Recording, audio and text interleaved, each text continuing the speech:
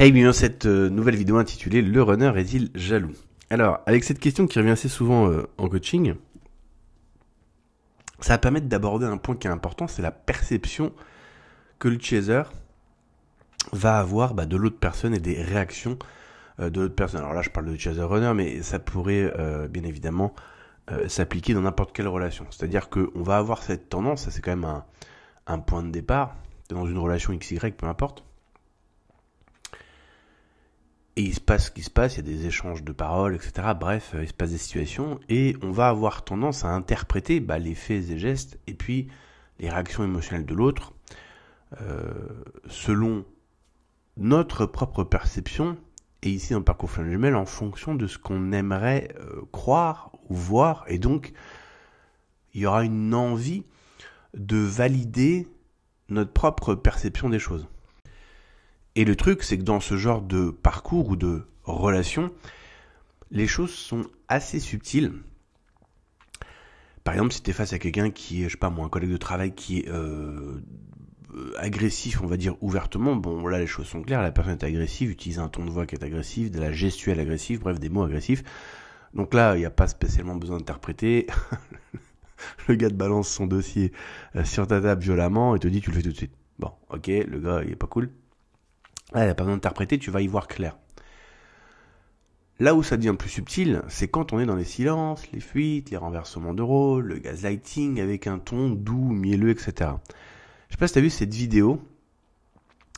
C'est en fait, tu sais, Hugh Jackman, donc le gars qui faisait X-Men, là, Wolverine, et puis avec un autre acteur, donc un ancien catcheur, et ils sont sur un plateau de télé, et ils doivent jouer à un jeu théâtral.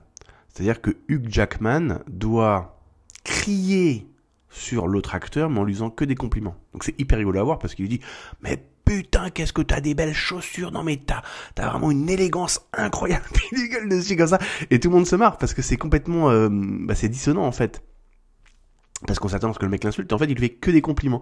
Et donc à la fin les deux acteurs ils rigolent parce que même eux ça les fait rire, et Hugh Jackman joue très bien le rôle, mais là, comme, bon, c'est un jeu d'acteur, etc. On le sait bien puisqu'on est sur un plateau télé. Mais dans le sens inverse, c'est compliqué. Quand t'es une personne qui a un ton doux et mielleux et qui fait genre comme ci, comme ça, et nanani, nanana, avec des fuites, des silences et tout, et puis qui te balance des petits reproches et tout, l'effet il est inverse. Ça crée du questionnement, ça crée du doute, ça crée de l'incertitude, ça crée de la confusion. Et dans un parcours style flamme jumelle, je peux te dire un truc, c'est que le chaser, il a bien de la buée devant les lunettes, quoi. Parce que quand t'as vécu ça pendant un certain temps, plus tout l'engouement émotionnel du chaser vers le runner, c'est-à-dire de ses attentes, de ce qu'il a envie, de ce qu'il est persuadé qu'est le résultat final de la relation, ce que ça devrait être, quoi, je peux te garantir que là, la perception du chaser, elle est complètement à l'ouest. Et donc, du coup, le runner est-il jaloux ? C'est intéressant parce que, justement, dans les va-et-vient du runner, etc., ce qu'on entend assez régulièrement de la part des clients, c'est ouais, mais dès que je commence à aller m'intéresser ailleurs à d'autres personnes, etc., ou je commence à avoir d'autres centres d'intérêt que le runner revient, et puis dans sa manière de parler, etc., on a l'impression qu'il est jaloux. En fait, oui et non.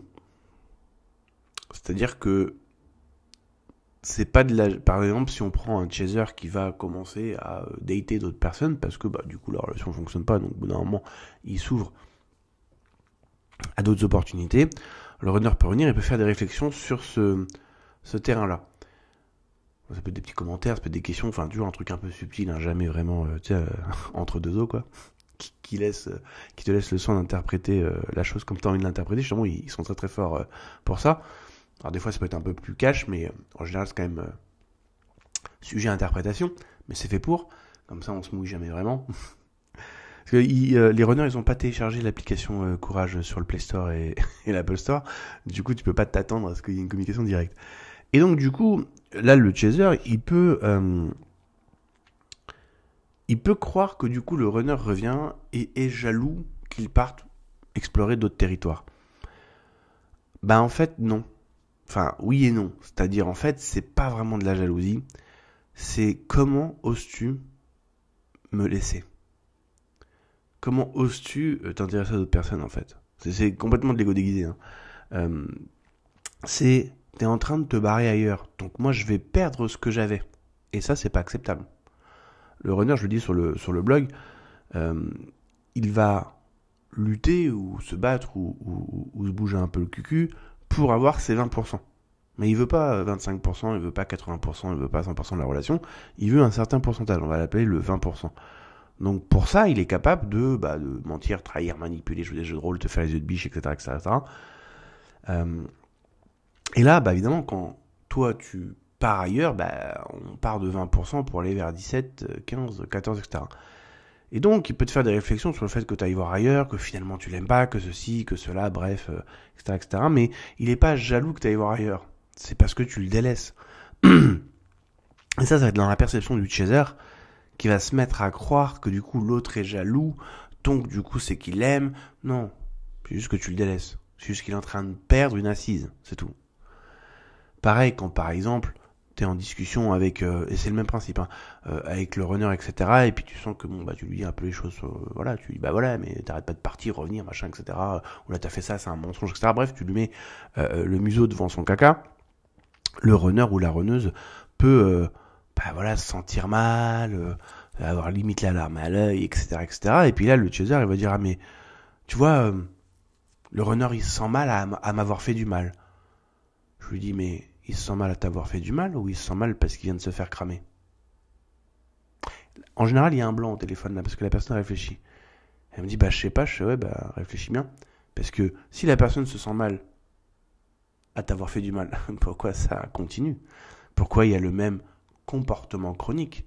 Parce que c'est pas ça la vraie raison. C'est un profil runner ou style passif-agressif ou style narcissique, etc. Une des fondations qu'ils ont, c'est la fameuse peur du rejet. Avoir été pointé du doigt pour avoir fait une erreur, pour avoir trahi, menti, blablabla, etc. C'est être rejetable. C'est être condamnable. Et oui, ils vont se sentir mal parce que là, c'est eux qui sont en faute. Et que si en plus tu leur as montré par A plus B le truc, c'est pour ça que la majorité des gens ils vont nier, partir dans le silence et tout, c'est pour se carapater de toute responsabilité, mais des fois t'es dos au mur et là t'as pas le choix, tu vas te manger une arbalète, une flèche d'arbalète dans la gueule, et là, ça va jouer l'enfant innocent, etc. Et le problème il est là, ce que j'ai dans l'intro de la vidéo, c'est comment toi tu vas choisir d'interpréter ça. Parce que si tu commences à mettre cette réaction-là, c'est-à-dire que le runner qui a la larme à l'œil et tout, et que de l'autre côté, tu te rends compte que ça fait... donc toi, tu vois le runner avec la larme à l'œil et tu dis, il se sent mal à m'avoir fait du mal. Parce que ça, c'est ce que tu as envie de croire. Parce que ça voudrait dire que la personne te porte un intérêt amoureux ou sentimental, etc. Alors que dans la relation pleine jumelle, c'est pas ça. C'est pas ça du tout. Du coup, et que tu mets ça en regard avec le nombre de fois que ce genre de comportement a existé depuis le début de ta relation, tu vas voir que c'est pas un mal-être par rapport à la personne qui t'a fait sentir mal. C'est un mal-être par rapport à je viens de me faire cramer. Alors je le précise aussi, c'est pas parce qu'il n'y a pas un mal-être produit par le fait de t'avoir fait du mal que la personne cherchait à te faire du mal. Et ça fait partie des nuances qu'il y a dans ce parcours, et c'est pour ça que ce parcours il est subtil, parce que la personne ne veut pas être pointée du doigt, veut pas être la fautive, via la peur du rejet, etc. D'où la suradaptabilité du runner et ainsi de suite. Donc le mal-être, il est principalement parce que la personne est prise sur le fait d'avoir fauté, d'avoir fait quelque chose de mal. Et aussi accessoirement d'avoir été démasqué. Et là où ce parcours il est encore plus subtil, c'est que le runner va faire tout ce qu'il fait pour continuer d'avoir ce qu'il veut sans jamais avoir à révéler ses vraies raisons derrière. Pour autant, il n'est pas dans une dynamique de vouloir faire du mal, mais il en fera. Parce que fuite, silence, renversement de rôle, etc. etc. Et donc, et ça c'est hyper important, le chaser qui fait face à un profil runner est face à quelqu'un qui est très souvent, pour pas dire tout le temps, ce serait un peu abusé de dire tout le temps, mais très très souvent dans ce qu'on appelle la violence cachée. Donc il n'est pas face à quelqu'un qui est directement agressif par le ton de la voix ou par la gestuelle, et donc tout est dissimulé, tout est caché, les fuites, les silences, les renversements de rôle, etc., qui créent une violence extrêmement puissante, mais qui empêche le chaser de détecter cette fameuse violence. Donc, du coup, le bouclier et ton épée, eh ben, c'est comme si t'en avais pas. Et c'est pour ça que moi je rigolais beaucoup quand je lisais les bouquins de Flammes Jumelles où à l'époque ils disaient oui mais souvent on dit que le runner est un pervers narcissique, mais non, ce n'en est pas un parce que le runner ne va jamais élever la voix sur toi ni la main sur toi, etc. Donc c'est bien la preuve que c'est pas un PN.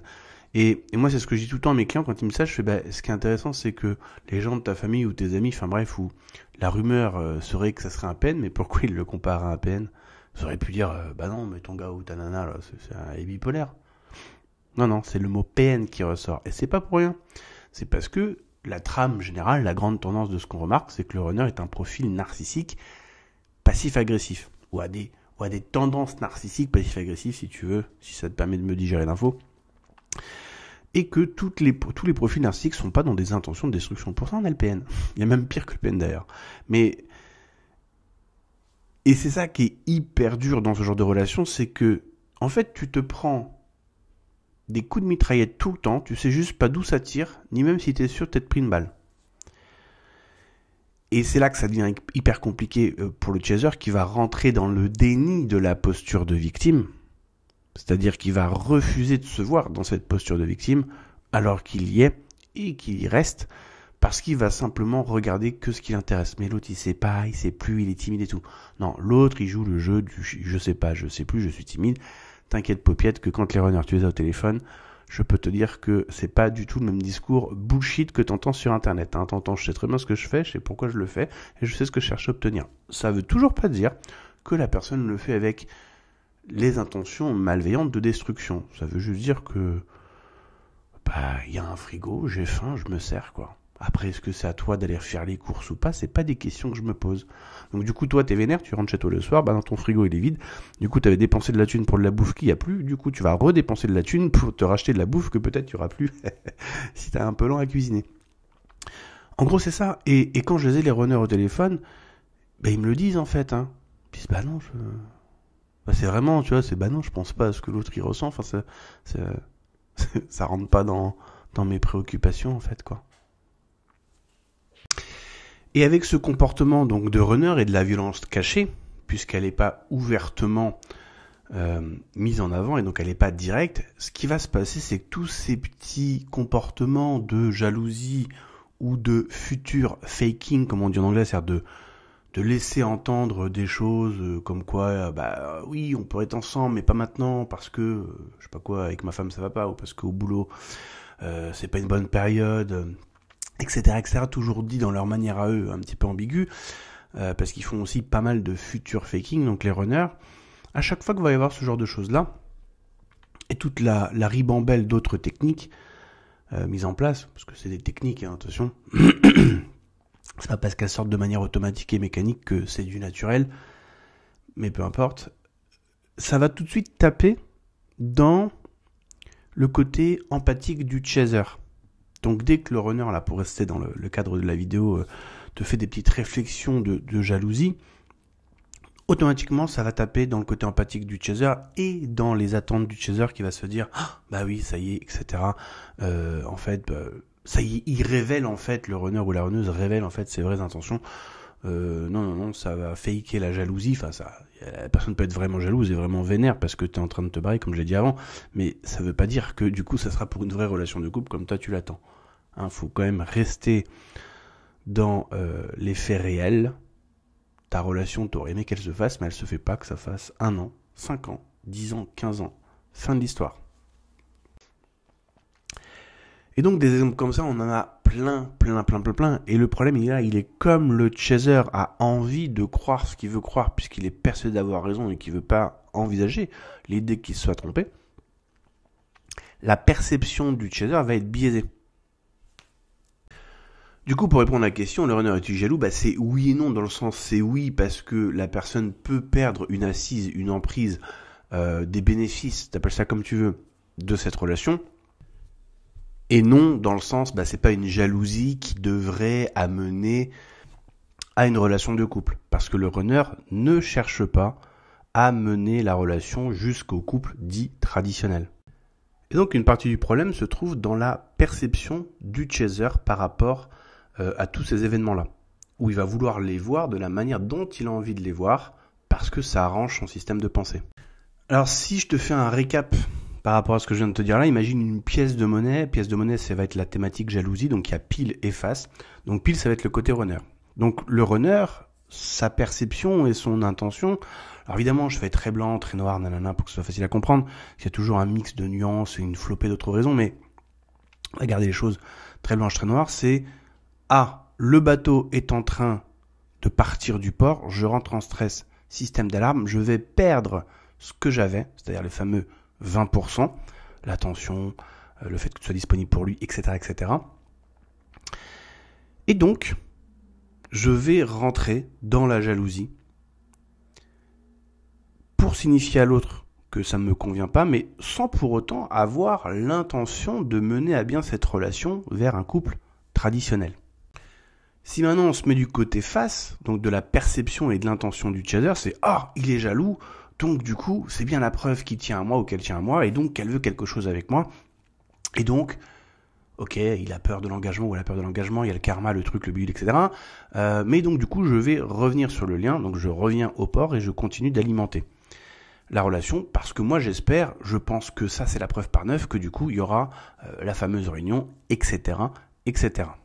Et donc cette histoire de jalousie, ça ressort aussi beaucoup de la part des clients qui disent mais ils ont quand même du toupet ces runners parce qu'ils jouent la carte de la jalousie alors que ça soit faké, falsifié ou un peu de vérité, parce que c'est un peu un mix des deux, parce que comme la personne perd ce qu'elle avait du coup et qu'il y a un ego de la part du runner qui consiste en fait à penser mais comment tu peux oser me quitter, en gros c'est ça quoi. Mais pour autant, moi, je te donnerai pas plus. C'est ce que disent les chasers. Ils disent, mais ils ont un toupet pas croyable parce qu'ils te donnent quasiment rien. Et en plus, ils se permettent d'être jaloux. Bah oui, parce qu'en fait, c'est une question de possession. Dans le sens où ça va pas te plaire. Attends. Inspire. Expire. Regarde Orion, sud-sud-ouest. Parce que pour eux, t'es un objet, en fait. T'es un objet de plaisir ou de pouvoir se nourrir d'attention, d'affection, En fait, ils aiment le regard des autres, le runner. Et ça, c'est aussi... Ah, attends, je la recommence. 1, 2, 3. Ça aussi, c'était dit dans les vidéos à l'époque, où on disait que le runner aime le regard qu'on lui porte. Mais c'est complètement vrai avec le chaser. C'est juste que nous, on aime bien s'exclure du game, penser que c'est comme ça avec tout le monde, puisque très souvent, c'est dit de la part des chasers, le runner travaille à fond son image, fait en sorte d'être accepté de la part de tout le monde. Bah oui, mais il fait pareil avec toi, c'est juste qu'il joue une autre partition avec toi. Mais le runner, il se délecte, il kiffe, il adore le fait que tu sois disponible pour lui. Parce que ça vient alimenter son ego. T'as une personne qui l'aime à fond, qui est au taquet, et ça, ils adorent. Mais derrière, ils donnent rien. Pour résumer en une phrase, ce que je viens de dire là, c'est... Le runner n'est pas amoureux de toi, mais de ce que tu lui apportes. Et ça, c'est hyper choquant pour un chaser. Et le chaser comprend vite, mais il faut l'expliquer longtemps. Parce que ça, c'est pas comme ça que le chaser pense. C'est l'opposé. Mais le runner n'est pas amoureux de toi, mais de ce que tu lui apportes. C'est un synonyme de le runner aime ou se délecte du regard des autres. Et donc, pour continuer d'obtenir le regard de l'autre, le traitement de l'autre, eh bien, quand on est égocentré, qu'on fait tout pour se sécuriser, qu'on a un faux self, qu'on a une peur bleue de rentrer dans son intériorité, qu'on sait très bien ce qu'est les gens puisqu'on se suradapte, on sait exactement sur quel bouton il faut appuyer. Et ça, c'est le truc que le chaser ne veut pas reconnaître, parce que ça veut dire que si le chaser reconnaît ça, ça veut dire qu'il s'est complètement gouré, et pourtant,